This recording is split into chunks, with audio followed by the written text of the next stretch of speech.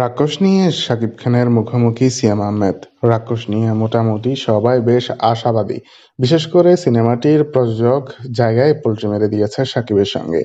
যে সুমি একসময় বলতো শাকিব খান ছাড়া কোনো সিনেমা হিট হওয়া সম্ভব না, সেই সুমি এখন শাকিবের বিপক্ষে কথা বলে।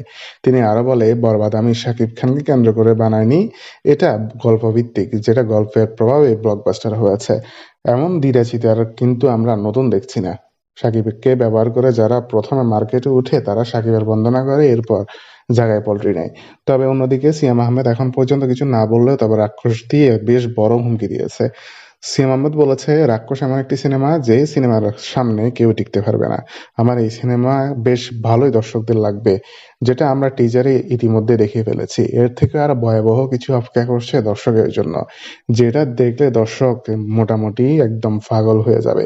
এখন দেখি প্রিন্সের সাথে রাক্ষসের ফাটাফাটিটা কেমন হয়।